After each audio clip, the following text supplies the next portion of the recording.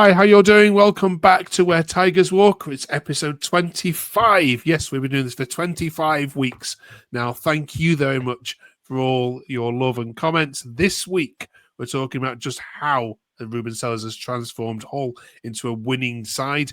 Is Maka a left back? Surely not, but people are commenting that actually is his best position. And we're talking about 3 years of Acun and the celebrations of that momentous day 3 years ago. AI is predicting all Hull City's remaining away fixtures. And last week we started the worst ever Hull side and they put George Long in goal. This week we're asking for 2 strikers to join George in this worst ever Hull side. Let us know in the comments below. Stay to the end of the video to find out who this team say. Right, Ben, Matty, Jack, of course, are back with us. Thank you very much for joining us as well. Let's talk. We're recording this before the QPR game and after the Millwall game. First of all, Ben, that was a turn up for the books, wasn't it? Good performance. Yeah, I think it was. It was a bit of a scrappy game at times, but I think overall the team performance was. You could tell we're starting to take shape and we're almost there in terms of what Ruben Selles is aiming for. So yeah, I thought it was a really good team performance. Yeah, lots of positive comments this week. Dan says Sellers deserves so much credit for transforming us into a competitive team. I love the bloke. We have a strong January. We can have a strong January and pull away from the drop zone. Brad says, great work by Sellers, bringing on the experience in Crooks and Amrabat to see the game out. We're finally showing the grit we didn't have under Walter. Matty, do you agree? Do you love the bloke as well? Oh, yeah. I mean, he's just worlds apart, isn't he, from Walter? He's just a very likeable person. He's very likeable. He comes across very well in interviews and stuff. And, you know, he has transformed us from being a bang average team to a above average team. But, you know, still there is still plenty of improvement in the team. But to take us from where we were before Christmas, he's performed miracles with the same players, to be honest. So he deserves all the plaudits and all the credit we can get. We just need to back this up now with a little bit of home form, I think, and pick up results. Back-to-back results would be ideal, I think, because I think the results went for us on Saturday. I think they were pretty decent. They weren't too bad. I know Cardiff and Portsmouth had a win, but the teams above us drew. And the win on Tuesday, it brings those teams back into it, doesn't it? And you know that's what we need to do. Kick on, get a couple more wins. Sheffield United on Friday is going to be a difficult task, but QPR is a very winnable game, I think. Yeah, Jack, you're dragging more teams into it, aren't you? The ones that you're catching up with. What about this bringing experienced players on? As that tweet commented there, do you agree that there's better game management now? Yeah, I mean, it doesn't start them, which is good. I think Tim Walter were just throwing them on. But let's not talk about him. Let's focus on the positives. But yeah, experience is definitely what we need at the moment. I mean, we've got a very young squad. I think we've mentioned it before. We've probably got one of the youngest in the Championship. And they make very petty mistakes, which these experienced players will eradicate. And especially towards the latter stages of the game, especially on Saturday when we was winning 1-0, and it's the 80th minute with a 10-minute press. You stick Amrabat on and you stick Crooks on. We do some last-ditch defending, and all the Millwall are not very clinical in front of goal at the moment. I think they've only scored about 4 in the last 8 home games or something like that. We proved that they were very good in helping us do that. So experience is key for us at the moment, and let's just hope we can get a few like that because they are very handy. Okay. We had a couple of these similar tweets, Ben. Alex here saying, play Maka left back again, please. Thoughts?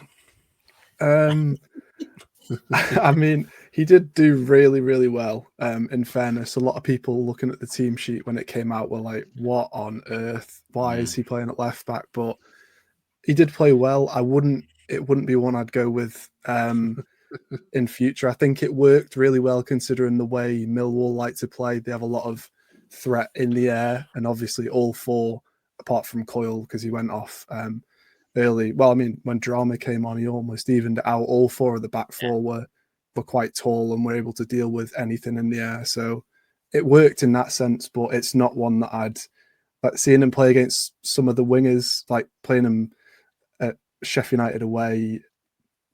It's a bit of a dangerous game, but yeah, he did well. He did do well, and I'll give him credit for that.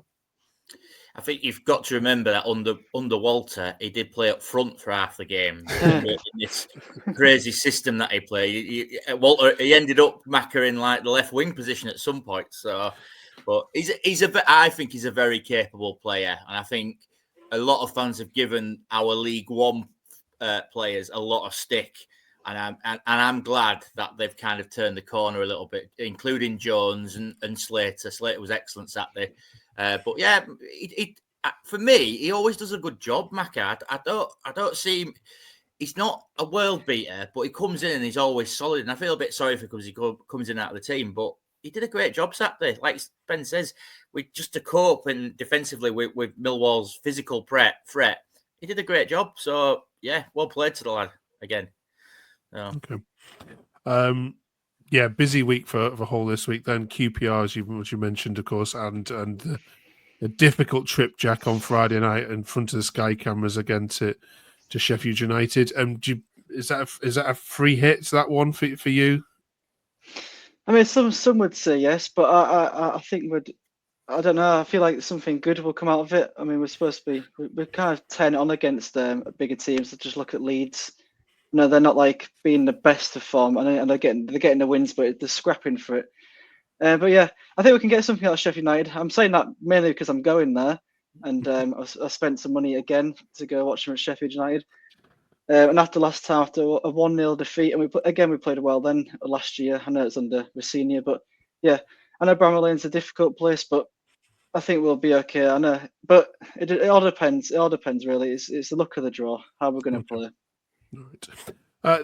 This weekend saw 3 years of the date when Acun took over. The club tweeted this out. Our chairman took over the club on this day in 2022, beating Blackburn Rovers in front of the cameras. So we thought it would be a good point to pause, and we do hear he watches podcasts like this. So hello, and do come on at the end of the season and come and chat to us, Mr. Chairman. Ben, what's your summary of the 3 years under Acun, if you can summarise such a I think the perfect word is a roller coaster. The perfect way to describe it. It's been obviously last year we had such a high of pushing for playoffs almost all the way throughout the season, and then this year it's gone wrong, but we're looking to sort of resurrect it a little bit. We're looking like we're getting back on track. I mean, he obviously saved us from going down again. But yeah, just thanks to him, because without him being here, I don't think we'd have had the chance we had last season with some of the players we've had. We've had a lot of privilege with some of the players we've seen come in. The fact that he has, I know a lot of people get onto him about the bringing loads of players from Turkey and Fenerbahce and stuff like that, but we wouldn't have seen half of the players play in City colours, and a lot of them have been a massive pleasure to watch. So he's brought a lot of life back to the club. Attendances have soared. Nearly, I think it was 20,000 plus almost consistently throughout last season. So yeah, it's just fantastic the way that the club's pretty much flipped on its head.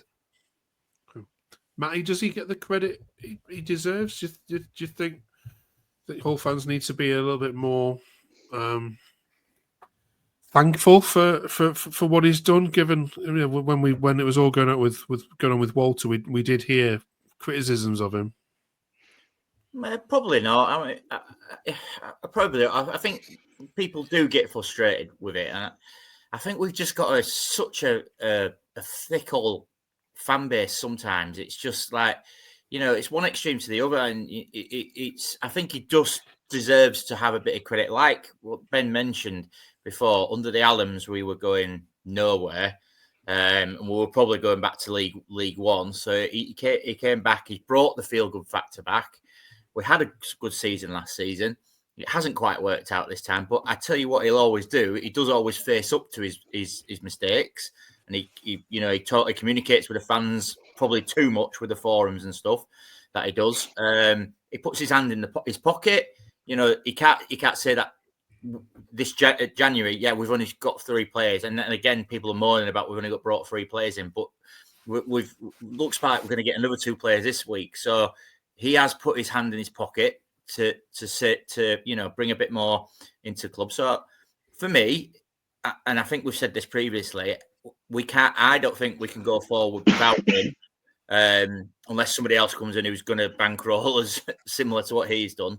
But I think he does get a lot of credit, and I think a lack of credit. So, and I think it's just with the Fenerbahce thing. I think sometimes it feels like that is his priority, and we don't have a lot of focus on us, but he keeps putting his hand in his pocket for players. So what else do we want? What else can we moan about? We moan about everything else. So credit from me, and I'm sure the majority of the fan base, will give him a lot of credit for what he's brought back to the club. So yeah. It could be worse, couldn't it? You could have the Sheffield Wednesday chairman who's just absolutely bonkers. Jack, anything to add to this debate? I just think people need to calm down. I've been seeing things on Twitter about money laundering, focus on Fenerbahce, all this allegedly. All this nonsense. I'm like, people we call them keyboard warriors, just dig everything they can, and if they don't like him, they just try and criticize him in many ways. So let's just hope the fan base can ignore those people and focus on the positives, because that's where we're going. Okay. In the right direction. Here's to another 3 years, Mr. Chairman. Right. AI has predicted Hull City's away fixtures. Let's have a look at what the points return was. It wasn't great. It's only predicted you to win 1 away game in the remaining lot of this, with 3 draws. So we'll beat Cardiff, draws at Bristol City, Watford, and Swansea, and then losses. I mean, to be fair, your away games, we talked about your home games last week, didn't we, being favourable, but you've got a stinking set of away games to come here, haven't we? Sheffield United, as we've already talked about, Burnley, Sunderland, and West Brom, all to come, as well as a tough one at Sheffield Wednesday. So, 6 points, Ben, AI says here. It's not going to be enough, is it? Nah, it's definitely not enough. And I mean, like you said, we had such a favourable, on paper favourable draw of home games last episode, but this one, almost all of them, bar Cardiff, Swansea, and Portsmouth, are top 10 or higher, and a lot of them are going to be very difficult. Sheffield United, very difficult. They don't really concede at home. Burnley have kept God knows how many clean sheets, 9 goals conceded all season. Sunderland is always tough. Sheffield Wednesday with the links is going to be tough. They're going to be up for that. And then Portsmouth, I think I'd probably say Portsmouth might be the hardest out of all of them, depending on whereabouts we are at that point of the season. Obviously, it's the last game. That game could be the tipping point for either of the 2 sides. So, we have got a very, very unlucky run of away games, and I think I could see us maybe picking up a couple more points, but I don't know how many more. In all honesty, Does that Matty just highlight the importance of every home game now? Then, when you look at this run, that actually, if you're going to stay up, it's at the MKM where you're going to do it.